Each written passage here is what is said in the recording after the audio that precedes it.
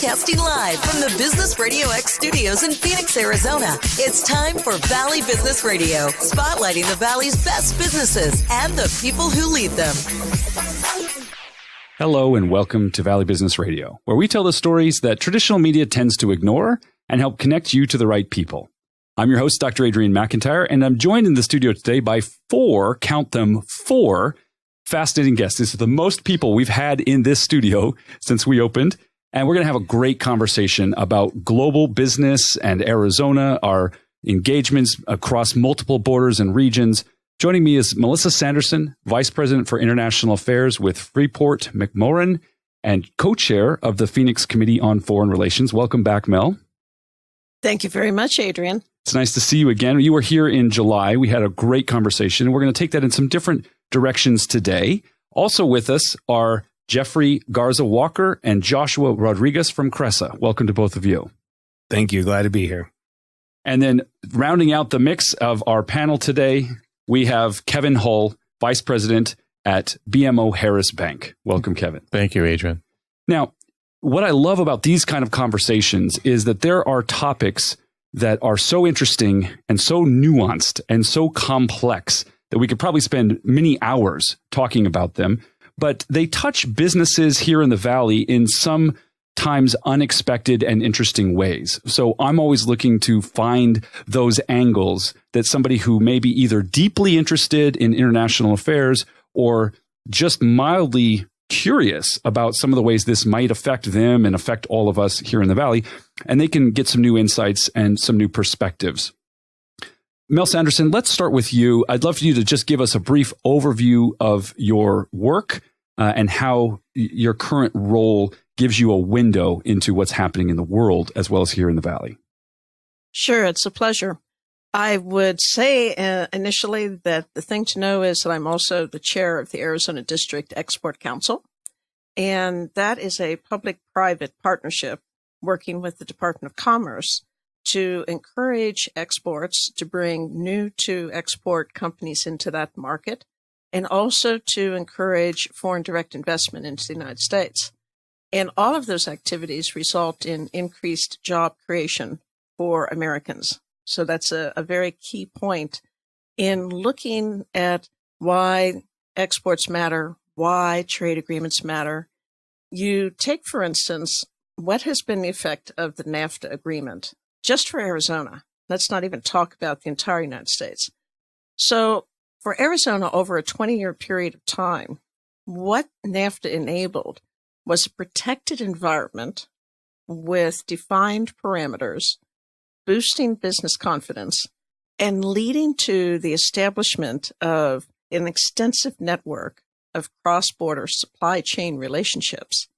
It has also contributed to a decline in the overall rate until recently of illegal immigration, because as jobs were created in Mexico, more Mexican citizens stayed home to work rather than trying to enter the United States to find viable employment. So in a nutshell, I think that those are some of the great advantages of an international trade environment that is underpinned by global institutions and interconnected trade agreements. Now, Mel, you also have a 21-year career as a Foreign Service officer in the Department of State and have worked all over the world. And that was really also the heyday of free trade agreements. The Commerce Department within embassies were working on negotiating these deals, both bilaterally as well as with the region. And I know you have some interesting opinions on the way in which these free trade agreements have been very beneficial to the United States and hopefully as well to our partners. Why do these kind of agreements matter? I do have to correct you on one small point. Please do. The Department of Commerce does not negotiate those agreements. That falls within the purview of the Department of State. Well, there you go. Not that I personally ever negotiated any trade agreements, but just as an institutional point of information. Well, they matter because if you look at the world today, you find a rise in nationalist sentiment, and that's accompanied by a rise in protectionist activity. When you have trade agreements in place, those substantially work to restrain those kinds of negative forces. because a country which is signed on to either a multilateral or a bilateral trade agreement accepts that the terms of that trade agreement will be paramount in dealing with companies from the signatory members. So hypothetically, let's say Nation X passes a law saying, okay, mining companies, you need to hand over a greater percentage of participation in your project to our government. That happens, and it's happening right now in the world. But in countries where we do not have those kinds of overarching trade agreements, where we have those in place, companies are protected from that sort of transitory political and economic activity. So it provides that sense of surety, and it also puts the full force of the United States government behind you to protect you. Whereas if there's no trade agreement, you don't necessarily get that same level of protection. Yeah, it makes a lot of sense, and also heightens the urgency with which we deal with negotiating agreements like the USMCA, which we'll circle back and talk about in some detail, because it's the one of the moment that we need to get worked out here. Let's move to Jeffrey Garza Walker and Joshua Rodriguez. Why don't you give us an introduction to Cresa and to your work? What's your role and what do you do? Who do you serve? So we're with Cresa, which is the world's largest firm that represents occupiers of space. And so what that means is that if it's a business that is utilizing real estate for a business purpose, we represent them only. We don't represent landlords. So we'd like to say that we have a conflict-free solution because we're always on your side as a business owner. We're never on the other side. Joshua and I in particular, we go by the moniker Team LATAM. So we were brought on to Cresa to service the portfolio clients in the United States that have requirements in Mexico and Latin America, primarily industrial, with some corporate offices, but 99% of what we do is industrial. And so right now we're working on 30 requirements throughout Mexico. We've got requirements in Panama, Costa Rica, Guatemala, and Bogota, Colombia. So all throughout. And what we do is we help those clients find the spaces that they need to be able to operate and be efficient in what they're doing. And the reason we've been successful is because we're a conduit. So a lot of what's happened before in commercial real estate is it was a handoff. So if you had a requirement here, they would hand it off to the broker down there. Joshua and I actually are the people that carry the ball all the way down there. And so what that allows the corporations to do and why they're really liking it is because they now can get a little bit more control back, because a lot of their comments are, it's like the Wild Wild West down there. You know, they're basically relying on them to tell them what's going on, and they really don't have a person that can look at it from both sides. So that's what Joshua and I provide. And we've been extremely successful representing companies like Annixter, 3M, Scientific Games. So those are companies that we're representing on their portfolio requirements. And then also as a flip side, we've been able to help businesses that are down there that are coming here. And so we're working with companies like Sigma Alimentos, who owns Bar S Foods in the United States. We're working with Rema, who's the largest plastic manufacturer down there. And now they have operations here. So those are the things that we work on and help to facilitate for those companies that are transacting down there and transacting back here. You know, I'm fascinated by the fact that it's easy to spout off a lot of ideology and rhetoric about pretty much anything. And one thing I know about human beings is we've got opinions about everything, and we're pretty sure that ours are the most important ones, et cetera, et cetera. It's really when you get into the weeds with these kind of contracts, these kind of deals, the complexity of negotiating a particular property or parcel or something, where you start to really learn that there's a lot of gray. And that obviously your goal is to make as much of that clear and distinct so that your clients, the tenants, are best served in these relationships. But I'm just reminded of a conversation we've had in the studio with a zoning attorney, and the reality of when you're trying to bring together the municipality and the community that's going to be affected by a particular project and the investor and the developer, you're really now talking about the kind of micro politics, if you will. And that's where it gets really interesting and really matters. Joshua Rodriguez, you're the younger of the duo here. I'm curious to know a little bit about Wow, that was a zinger. Well, by 6 months or so, as I can tell. Good recovery.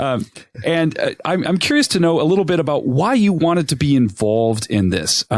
Talk to me a little bit about what piqued your interest.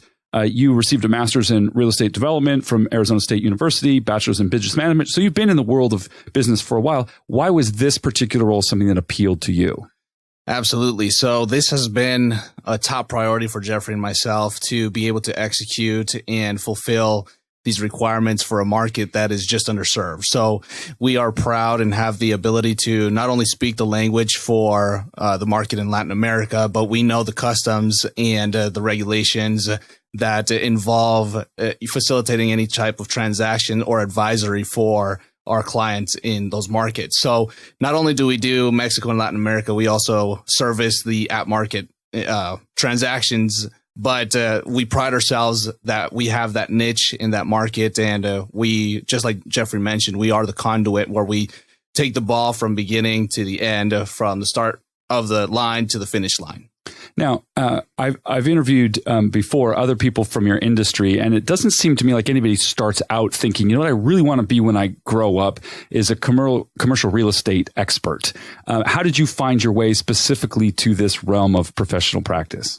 So I got to give kudos to my father. He's been working in residential real estate for the last 26 years. So I was introduced into the industry first starting out with residential and got my license at 18 and did 1 year of residential, then morphed and met Jeffrey Garza Walker with the company that he launched, or the commercial team that he launched with DPR Realty. So our trajectory commenced there, and we've been in lockstep with each other, moving on from company to company until we finally reached the company that enables us to facilitate and execute that strategy that we both have to facilitate globally. Yeah. And Jeffrey, let's talk about that for a minute. You were in the inaugural year graduate of the Master's in Real Estate Development program. So, without throwing shade about the age differences, you have seen a few more years of this industry. What is that specific commitment that Joshua just spoke to? And why is this role now something that really fulfills you? What personally? Absolutely. And, just to put some more shade on that, I was in the inaugural year in 2006, 2007 of the MRED program at ASU. And then Joshua graduated 10 years later. So just sort of, as if you think about that time frame, but for me, this has been a passion. After I graduated from college, I actually went to work for the International YMCA, and I lived in Mexico for a year, starting up YMCAs all over Mexico. And then they shipped me to Spain for 6 months, and I did that for 6 months. And oh, by the way, it was 1992, which was the Olympics, and I got to go to Barcelona and see the original Dream Team. And so that just really was a foundation of, I knew that I wanted to do things globally. And so when I came back, found my way down to Arizona through a series of different jobs that I had done with the YMCA, and then decided to get into the corporate world. But as I jumped into real estate, I really knew that that was the vehicle that I wanted to utilize. And I felt that, being able to have that opportunity, I wanted to be with a firm like Cresa that had a global reach. And so, like anything, you try out a couple firms, you think that, this could get me there. But what you begin to realize is, if they don't have the true capability, it's like anything. We're passionate about servicing our clients. I'm passionate about what I do. So if I tell you, hey, I can take care of you and I can get you the best thing down there that's possible, I want to make sure that if I tell you that I can deliver on that. And with Cresa, we have the ability to do that. And so for Joshua and I, we both have roots. We're both Hispanic. My family, my grandparents came, my grandfather's from Monterrey. He came across the border with my grandmother from Chihuahua. He got his citizenship by fighting World War II.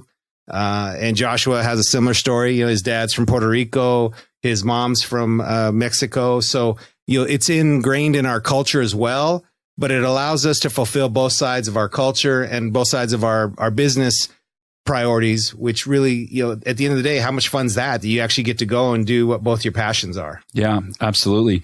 Kevin Hull, you're with BMO Harris Bank, and you have your own international background and experience. Can you give us an overview of your work and how you got into that? Sure, absolutely. So BMO Harris, so we're part of the Bank of Montreal. We were Canada's first bank, formed in 1817. We have 600 offices here in the States and 900 in Canada, and then trade finance and capital market support in various other cities throughout the world. So in college, I've always had an interest in the international side of things. And coming to work at BMO back in the 90s gave me some exposure to the international market. So I worked with companies that were primarily based in the U.S., but had operations in other parts of the world. So there was different support mechanisms that they needed.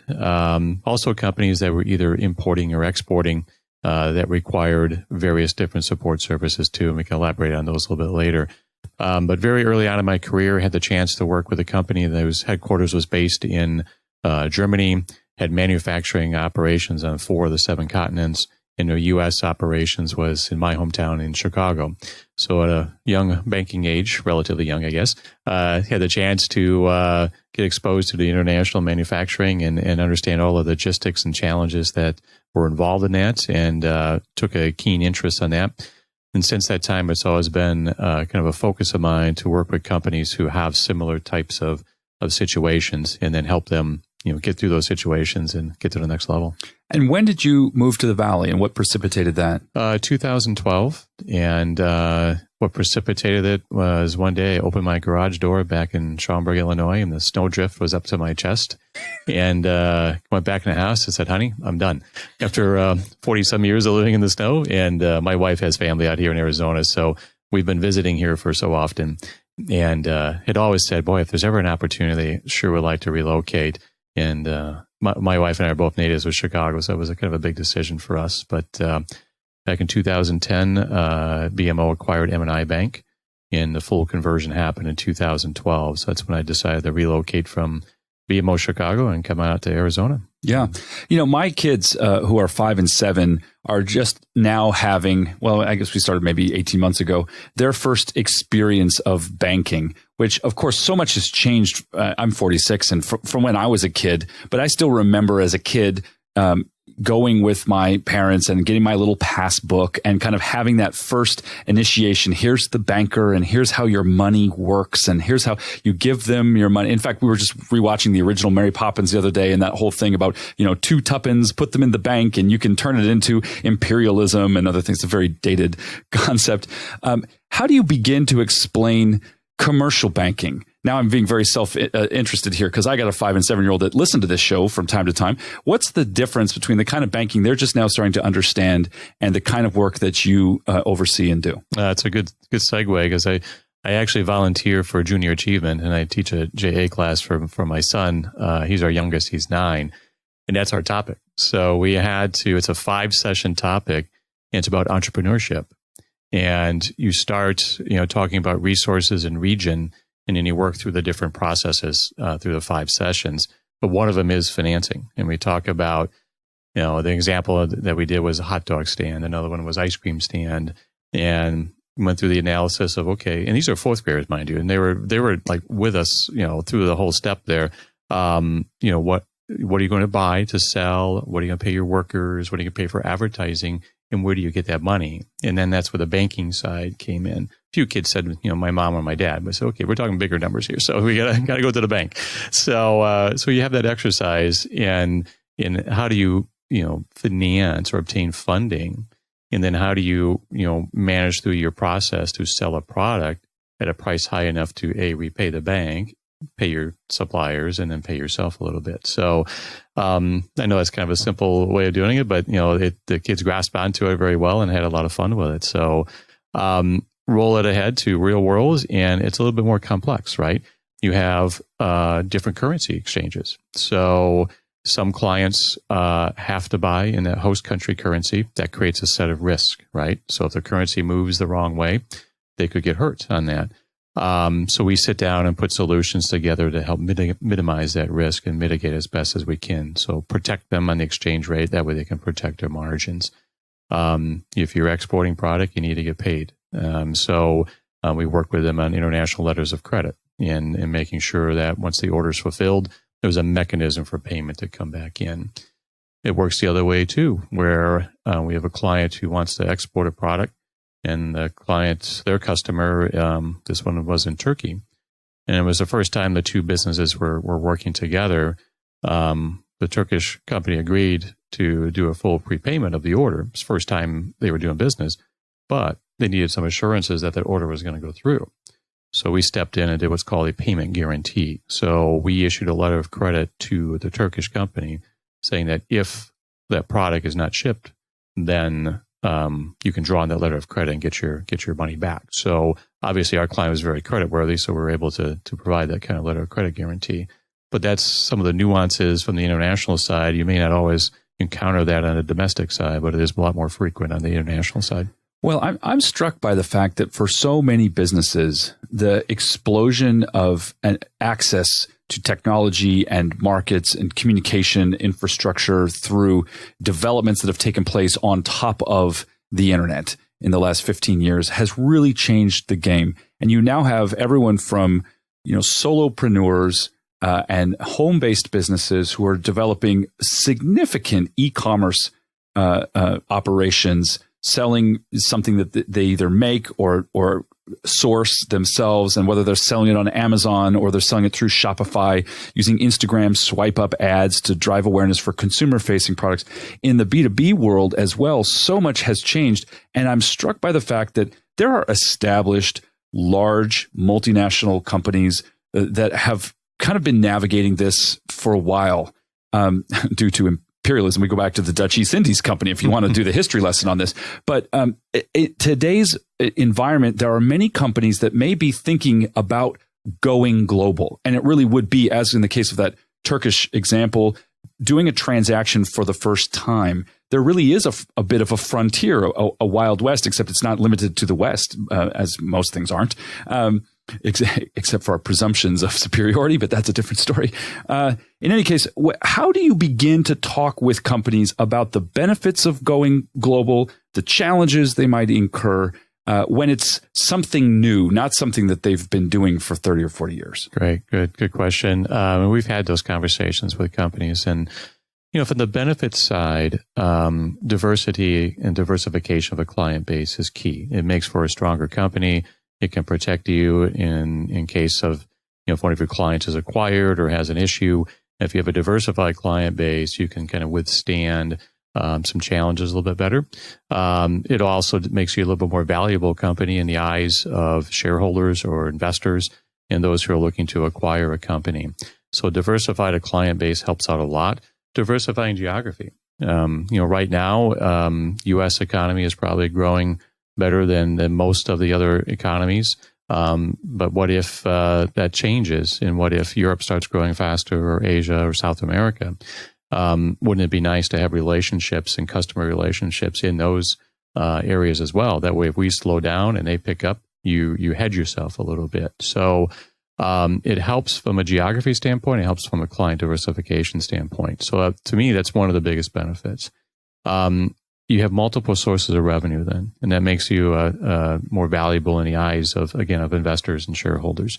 So one of the clients I work with here in the Valley, we met them about 5 or 6 years ago, and they were about $12 million a year in revenue. So a decent sized company, but nearly all domestic, right? And then they have a product that was appealing to some companies that are in Canada and as well as in Europe. So you roll the clock ahead 5 years, they now do 35, 38 million in revenue. They've expanded from 40,000 square feet to 80,000 square feet in the West Valley. They went from 7,500 employees to almost 200 full-paying jobs with good benefits, or good-paying jobs with full benefits, I should say. So that's a win-win-win across the board. Company wins because they have now new clients throughout the world. Grew their company, grew the revenue, brought on more employees. So that's a win for the community. The community now has an employer there that is bringing on several new employees and with good wages and good benefits. And then we win because it's a new client and someone we work with and to continue to help grow. Yeah, absolutely. And one of the things when we talk about global or certainly international issues, we're not just talking about the faraway places. In many cases, we are talking about our nearest and dearest neighbors.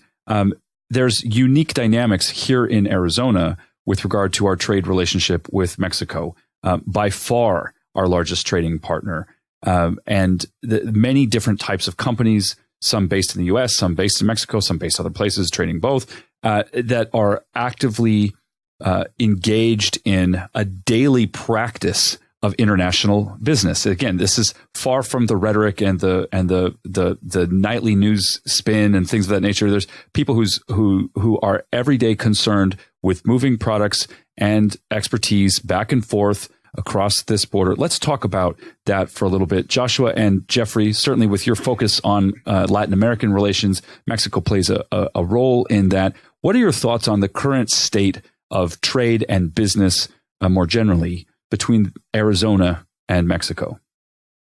Well, we think that it's actually at an all-time high. I mean, as many people, their comment is, well, has immigration slowed you down?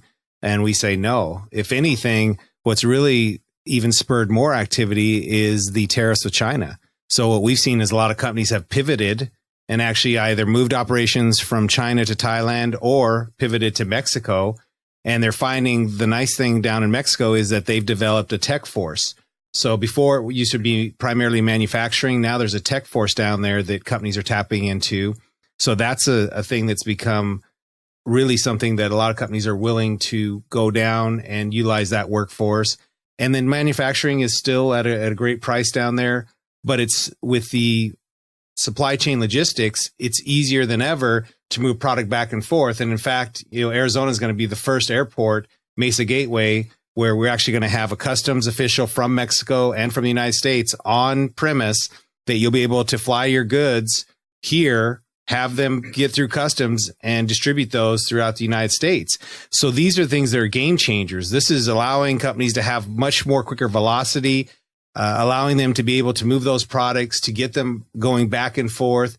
And so we really see it right now as this is one of the best times we've ever seen. But there are nuances. I mean, it was interesting on the banking side, as you're down there and you're actually doing transactions, you begin to realize one of the negotiating points that we have is, okay, if you're going to pay us, we want to be paid in US dollars, but we also want to make sure that we put in there that if there's a change in the currency valuation, we want that adjusted so that we don't lose out based on that. So those are things that you don't even think about that become issues. And then there again, there's a lot of, I would say before there was, and there still is, fraud down there. So Mexico has very stringent laws on you have to have a constitutive act, which basically is very onerous on saying that you are who you say you are, so that when you conduct business, you have the right to conduct business. And if you don't have that, legitimate businesses, they won't do business with you. So there's a lot of things in place that are facilitating business and allowing it to transact and happen. And we see it really as a time where the gap's just shrinking, and it's becoming that world where, they are our largest trading partner because it's so easy to facilitate and do business together. Yeah, and certainly not just the airports, but the border crossings, the development of infrastructure around all of this is something that has been happening, and there's a lot of exciting new innovation that I think we should all be paying attention to in Nogales and Yuma and other places. Let me jump in on that. Please. So one of the things that's huge is, as of last year, Mexico deregulated all of their utilities. So before, the government always controlled all of the utilities. So now you have a company actually from France that is building out infrastructure for electrical, for plants. That was not allowed before. So to your point, there's some big changes that have come with the Mexican government that have deregulated a lot of those things. And that's encouraging foreign investment, which is there again, creating much more of a sustainable market, to facilitate that growth. Let's talk about foreign investment in the United States and also with Latin American companies seeking to establish presence here, not just customers, but actual operations. What are they looking for? What are some of the unique dynamics, and what do they need? How do you support them in that? Great. Well, we have two great examples for you. So I'm glad you teed that up for me so I can hit it down the fairway. But, at the end of the day, that's one of the exciting things that we've been able to see. So one of our main purposes with Cresa was to come in and help companies here that are transacting down there. But then the byproduct for us was to find companies down there that want to facilitate and transact here. So we're working with two companies that have two different reasons. So one of them I actually mentioned both of them, but Rema, who is the largest plastics manufacturer in all of Mexico and Latin America. So if you eat anything on plastic, forks, spoons, plates, they make it. Okay. Well, they wanted to have a presence in the United States because they felt that they could garner more business by having a presence here, but they really didn't need to manufacture here. That doesn't make sense to come and open up a manufacturing plant. Right. So they wanted to open up a distribution plant. So they opened up one here for 176,000 square feet. They're only using about 20,000 of that right now. Well, guess who one of their customers were they were able to gain that told them that had you not been located in the United States, we probably wouldn't have given you the business, even though you're a Mexican company. It was Shamrock Farms. So all of Shamrock's farms, all of their paper, everything comes from Rama. So there's a great success story of by having a presence in the United States, they were able to win more business. The second one I've mentioned already is Sigma Alimentos, who is the largest meat food provider in all of Mexico and Latin America. So you probably haven't heard of them, but you will. So they wanted to have a presence in the United States. So just like a lot of companies do, they said, let's go acquire Bar S Foods, who is a national brand. Many of you probably eaten a Bar S hot dog.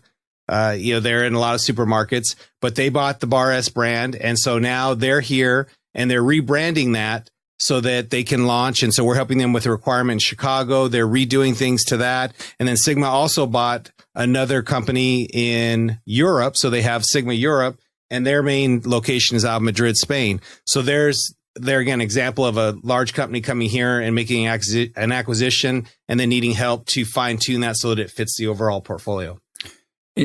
On the economic balance sheet of all of these very specific examples is the question of our trade agreements, of tariffs, of things that are getting a lot of coverage in the news. Mel, can you give us a bit of an introduction to this? Why are the tariffs important? What's the effect that they're having? Are we talking about the right things when it comes to these issues and dealing with perceived trade imbalances? Can you begin? This is a very complex question. Can you give us an overview, help us begin to navigate the issue? Yeah, I'll certainly try. I may not succeed, but I'll try. Starting with the part of your question that says, what are the effects of the tariffs? That is the one that is hardest to quantify because many of the tariffs are industry specific. For instance, we just had an announcement about tariffs against steel and aluminum coming from, Brazil and a couple of other countries. Well, so clearly that carries the potential for a very positive knock-on effect for steel and aluminum manufacturers in the United States. Then that's a good story. Tariffs in China, because of the size of the Chinese economy and because of the size of our trade relationship and because of the depth of our trade relationship, those tariffs are a great example of why you can't really answer that question clearly.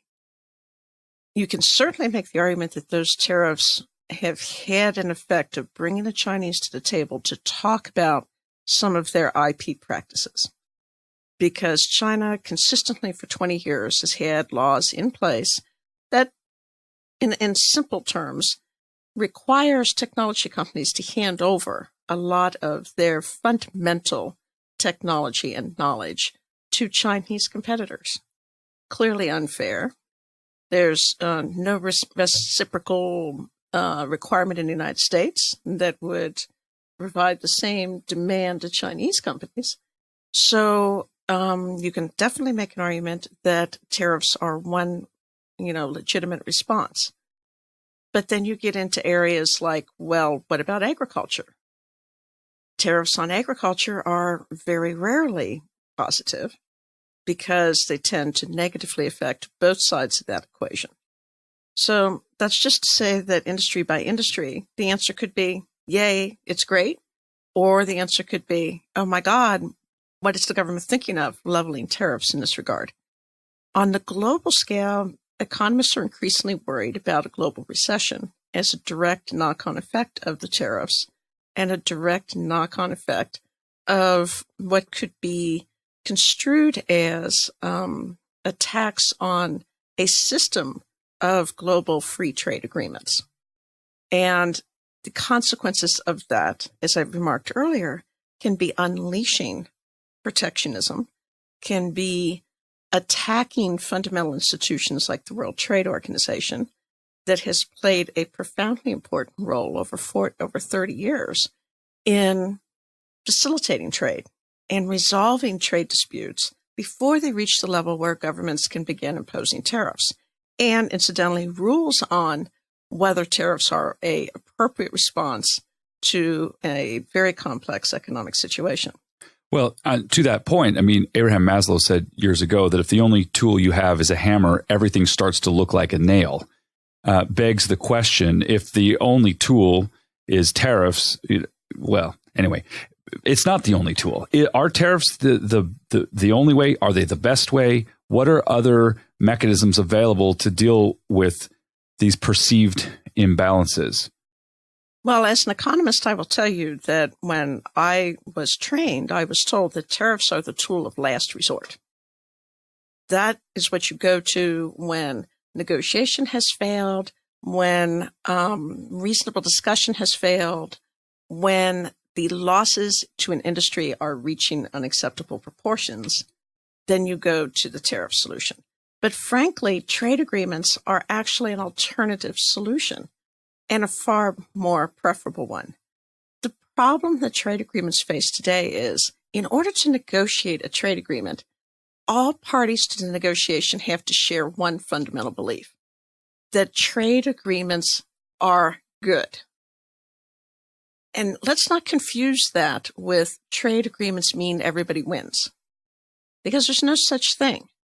Any time that you sit down to negotiate, whether it's with your bank over interest rates, or whether it's with the owner of a building over rental rates, there's going to be one party that perceives that it didn't do as well as it believed it should have done, i.e., a perception of loss. That's inevitable. So you have to have a global situation in which nations believe that on balance, trade agreements deliver more benefit than pain. And what we're facing in the world today is many countries are shifting away from that belief. They are shifting back to what we saw 20, 30 years ago, that's in shorthand terms called the win-lose phenomenon. We can't have a deal because you will win and I will lose, and therefore I'm not even going to negotiate with you, because I would be a fool to negotiate when I believe going in that my pain will be greater than my gain. And that's what led initially to the change in approach to the so-called win-win negotiation, where the objective fundamentally is to minimize pain on both sides of the table, rather than maximize gain. It's a very important philosophical distinction, and sadly, that's what has changed in the world today. Yeah, I'm just struck as you're talking. I'm not an economist, but a social scientist who focuses on the people side of things, who spent a lot of time in conflict areas. And the exact same scenario is why we see the persistence over many years, and not to reduce those complex conflicts, but the idea that if I even negotiate, I've already lost. And the zero-sum mentality, certainly pervasive. And I think this is something we all collectively as human beings have to start growing up about, which is, look, fundamentally, you either think we live in a world of abundance or a world of scarcity. And that fundamental belief, which is rarely an actual belief in the sense of it's something you think about, it's more like in the background, and what you think is a function of that basic orientation to the world, begins to change everything. It changes the way you conduct yourself in business, the way you relate to people who don't look like you or talk like you, the way, in other words, reducing a very complex set of issues to a bumper sticker.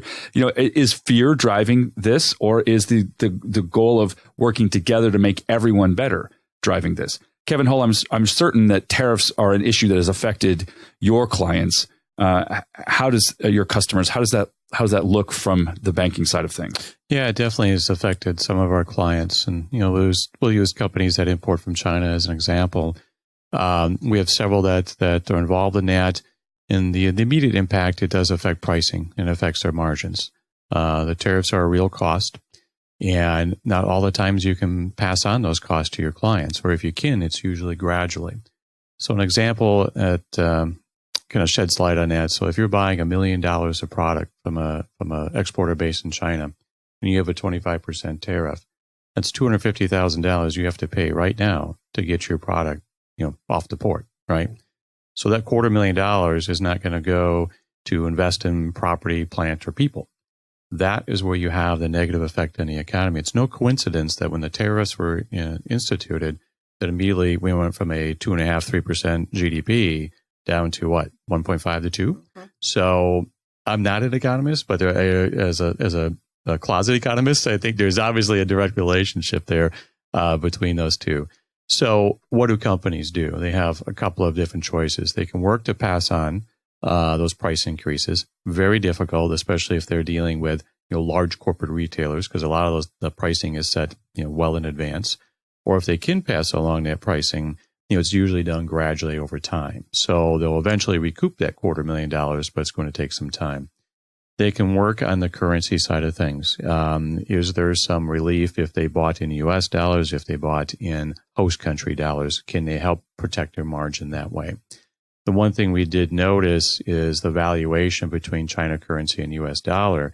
There was enough of a delta there where our clients were able to negotiate some price relief from their suppliers, because the supplier then made it up on the exchange rate side.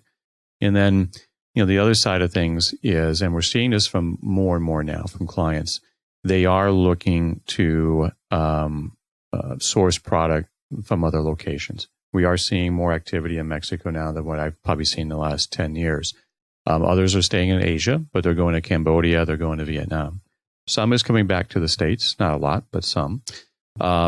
Gets back to what I mentioned earlier about diversification. When you want to diversify your client base, you have to diversify your supply base. And I think some clients got probably a little bit more concentrated in working with China exclusively, probably because there wasn't that many alternatives, or because, best price and best delivery or what have you. But now it's just taking a step back and saying, we really need to take a look at this supply chain, and can we diversify that and minimize our risk a little bit?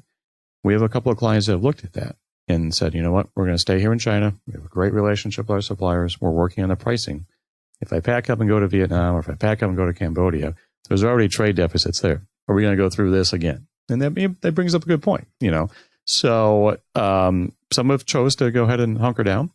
Others have decided to go ahead and make that move and find alternative suppliers. Again, they see some strength in diversification. If I could just jump in there, because there's two important points that I think bear emphasizing. It's not as easy to shift as people think. Let's just take China to Vietnam. The very small, relatively speaking, Vietnamese economy has an absorption limit, number one. It doesn't have the physical infrastructure in place. It doesn't have a labor force in place, quantitatively speaking, or in many instances in specialized industries, qualitatively speaking. So it's virtually impossible for some firms to be able to simply pick up sticks and move elsewhere. And the other point that I think bears emphasis is, if tariffs are imposed on the belief that it will force U.S. companies to reshore to the U.S., they shouldn't be imposed at all. Yeah. And one thing we noticed, and to add on to that commentary, in looking at Vietnam, there's the opportunity there, but they don't have the infrastructure in place to the same level that China has. So it affects your logistics. It affects your ability to get product to port and get it out on time. With our clients, there cannot be a delay in getting this product. So that on the surface, there's an opportunity, but with some, when they take a closer look, it's not worth the risk to take on some potential logistic challenges. Others have assessed that risk, and maybe they're in a little bit different industry than the other client who said no. But they've been able to assess those conditions, and it's been a pass for them, and they've been able to work it out. So, but every case is unique, and that's what makes it even more challenging, right? Now, a very kind of simpleton kind of a question. My understanding of diversification as a way to mitigate risk is it requires the existence of negative correlations, that something over here will not necessarily drive something over there. They'll move in an inverse way to each other. As the world economies become more entangled, is diversification at the level that it used to be becoming harder to find, given at some level we're in the same boat? Or is that not a correct premise? What we've seen, it's been a shift. The supply chain is global.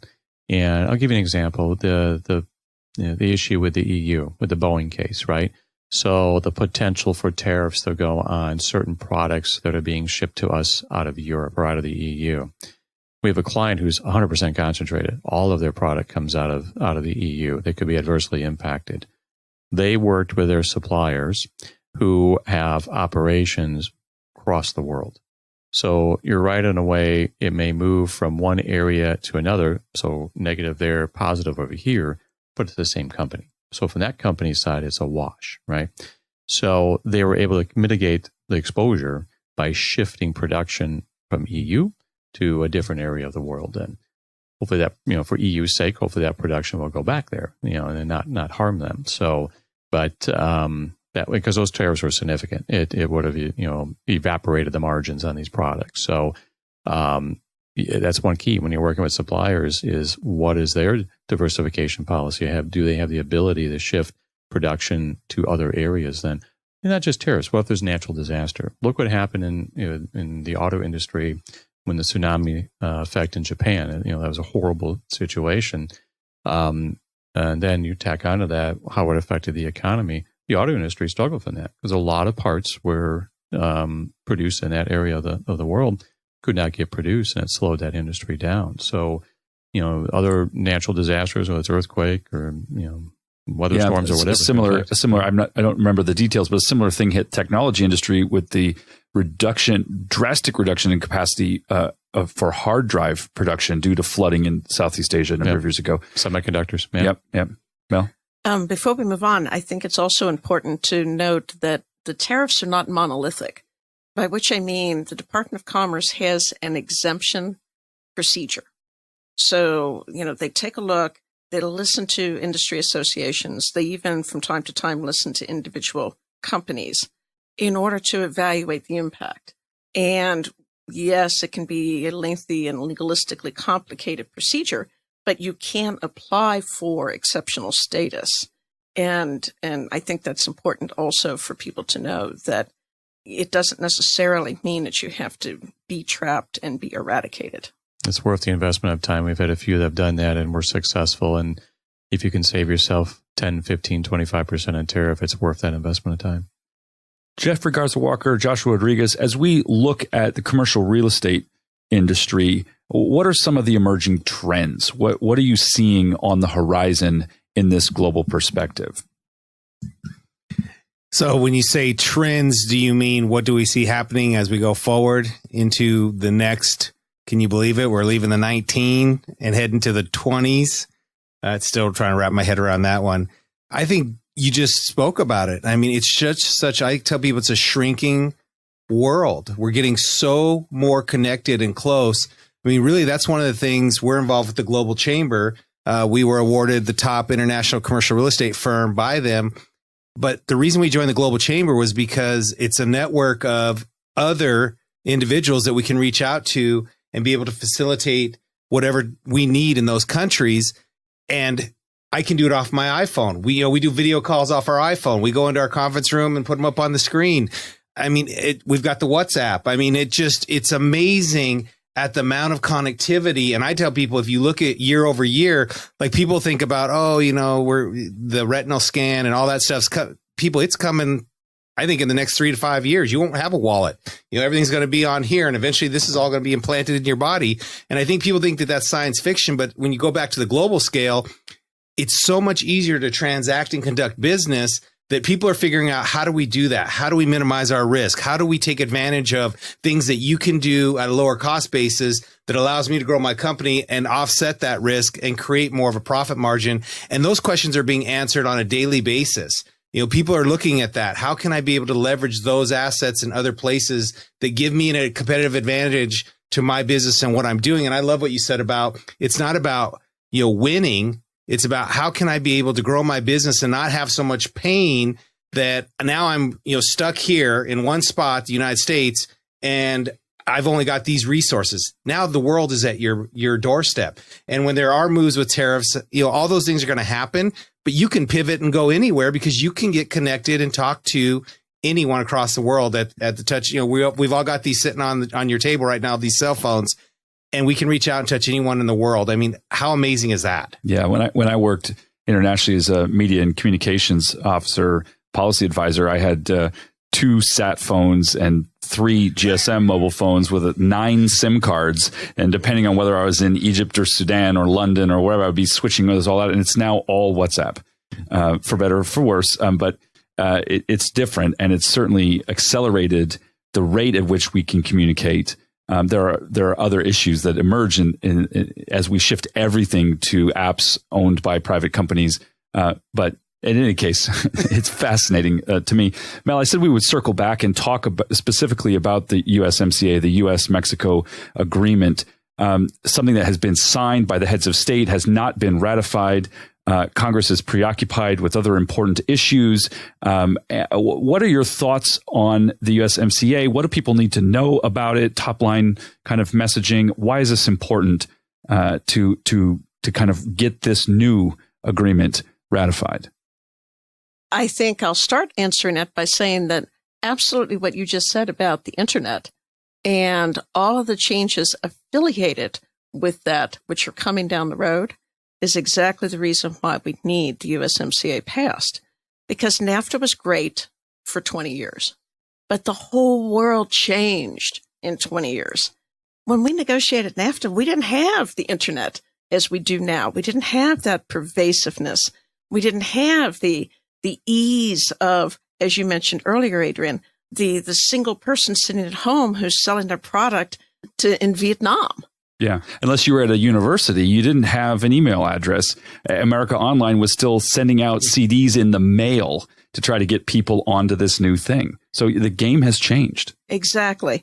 And so the time was right to bring that trade agreement up to the modern day, because the whole purpose of that trade agreement, as I mentioned earlier, is to underpin that activity, that two-way activity of exporting and attracting investment. Well, if you're ignoring several large industries, pharmaceuticals would be another good example, because that pharmaceutical industry really ballooned out in 20 years and hadn't really been addressed. So those are the reasons why it's essential to get this deal done, because it's a trade deal for the world we live in. And it has elements in it of flexibility, which can also make it the trade deal for the future world that we're going to be living in. Now, there's some concerns about it, which has contributed to the blockade in Congress. And kudos to particularly Representative Stanton, who came out early and publicly in support, long before there was any indication from party leadership that they were even interested in this. So I have to give him a shout out. There are some objections still in actually two key areas, labor and pharmaceuticals. Pharmaceuticals is, in a sense, easier. It goes to the length of patent protection time. The current deal calls for 10 years. The industry prefers a longer span. But unfortunately for our industry, neither Mexico nor Canada prefers a longer span. So that's one ball that's still in the air. The other one is a concern from the labor side on two things: workers' rights and protection for those workers' rights, and salary. Salary is addressed very specifically in some ways. You take the automotive industry, for instance, on the provisions of the USMCA dealing with automotives. It specifies that the parts must be produced by workers earning a minimum of $16 per hour.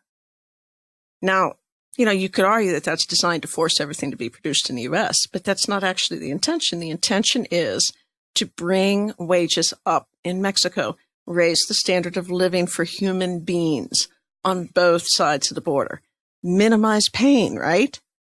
So that's a good thing. But there's a lot of skepticism, even though Mexico has already passed revisions to its domestic labor law. They did that almost immediately.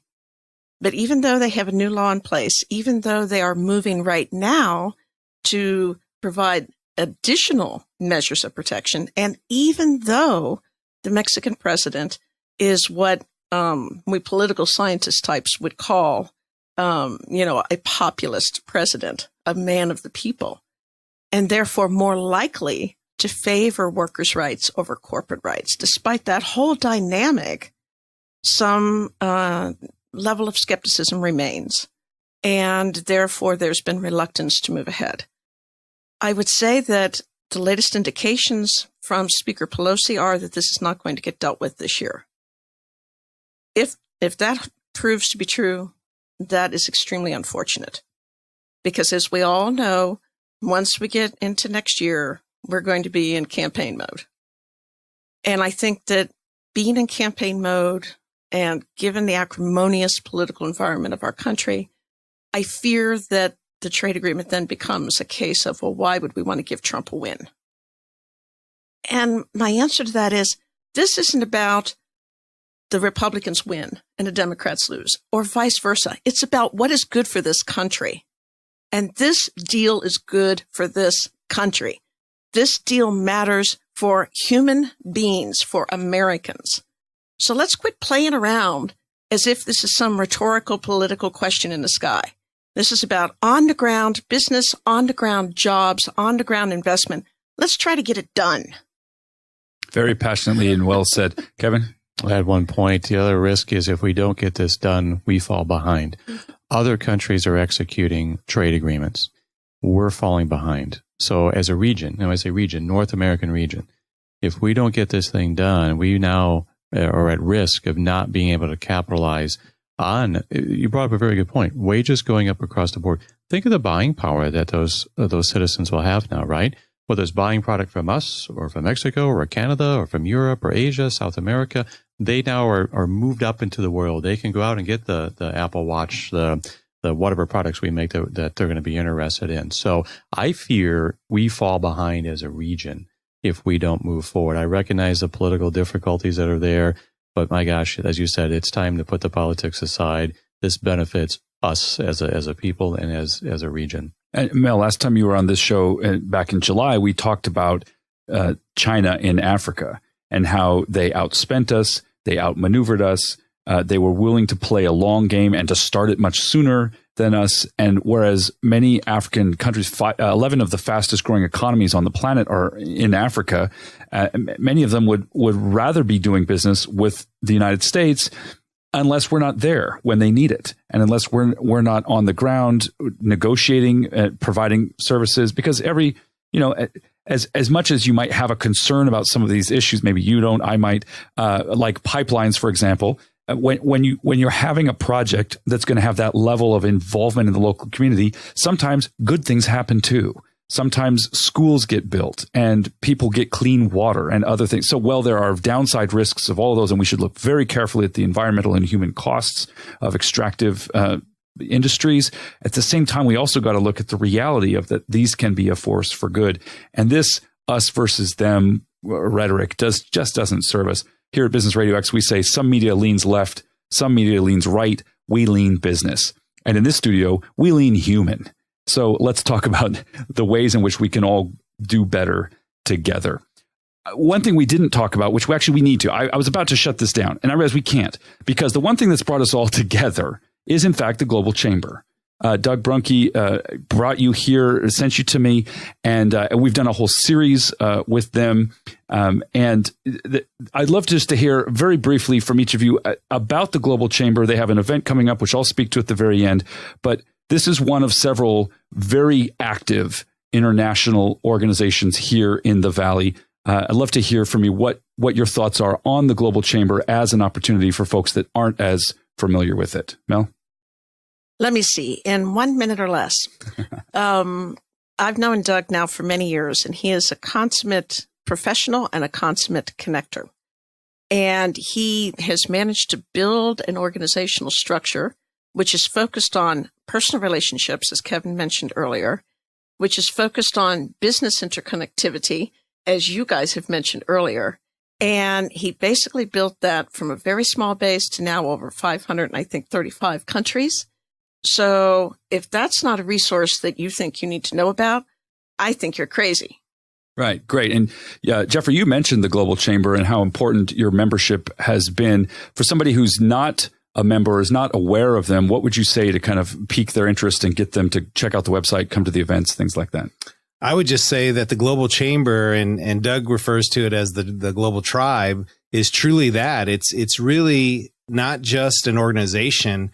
It's truly a connected network of people that want to sincerely interact and facilitate meeting whatever your needs are. And Doug's done it in such an authentic way, to your point, Mel, that I think that it's just created this incredible spider effect of going global and connecting so quickly. I mean, he's only had this thing going for a few years, but when you look at how far he's gone, I mean, when we first came on board, we were able to connect with people all the way down in Buenos Aires, Argentina, that were global chamber members. I mean, so I would tell you, if you truly want to impact your business and you truly want to get connected and grow in other markets, the Global Chamber, to me, I don't think there's any better organization that has actual people that want to conduct business. They're not selling memberships. They're truly creating a tribe of individuals that want to come together and be a team of networkers.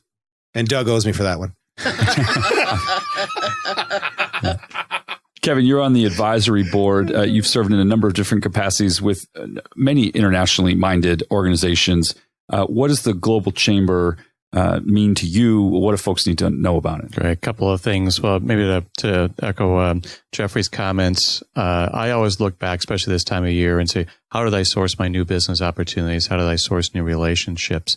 And roughly a little over 50% of my new relationships have had some kind of connectivity to the Global Chamber, whether it was somebody I met at a Global Chamber event, whether it's somebody that Doug introduced me to, because as Mel said, he is a great connector. He's amazing at what he does.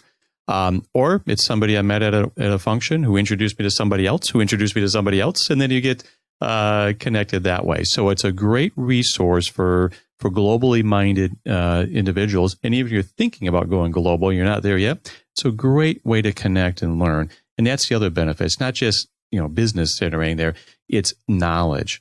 As Mel said, he's in 525 metros, a couple hundred different countries. Don't quote me on the numbers there, but it sounds right to me. Yeah, I have to look at the website. But if you're thinking about doing something in Madrid or London or whatever, there's global chambers in these major metropolitan areas that have active memberships.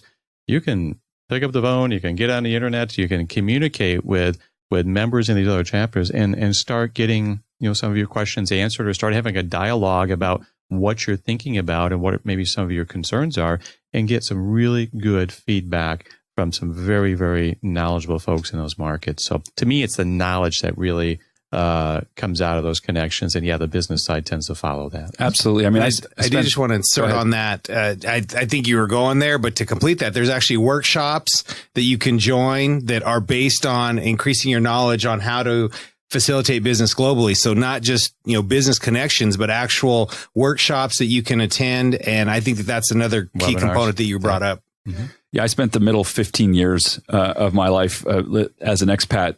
And one thing that I think a lot of people who don't have extensive international experience themselves is how welcoming so many communities are, whether it's communities of faith or business or the nonprofit world or whatever. So something like this should not be intimidating. The Global Chamber is a way of bringing that warmth and that human connection and making it available wherever you are. There is a network of people that will be excited to meet you, to learn more about you, to introduce you to others. And it's really an extraordinary phenomenon that is building momentum as we grow together. And of course, there is a summit coming up on December 10. The summit is Global to Local, Growing Sustainably. It's brought to you by the Global Chamber. It's going to be at ASU Skysong. All the details are available at globalchamber.org. We'll also link to them here in the description below this show. I'm looking forward to being there. It's going to be an incredible mix of folks representing large organizations, small businesses, politicians, nonprofits. And it really will be a place, if you're an experienced global citizen or whether you're global curious, this should definitely be a place that you come. You can pick up a ticket. You can participate in the networking. There's going to be informational sessions and stuff. Look forward to meeting many of you there and building our network together. Again, thank you so much to our guests, Melissa Sanderson, Jeffrey Garza Walker, Joshua Rodriguez, and Kevin Hull. Thank you for joining us today. For all of us here at Business Radio X, this is Dr. Adrian McIntyre. We'll see you next time on Valley Business Radio.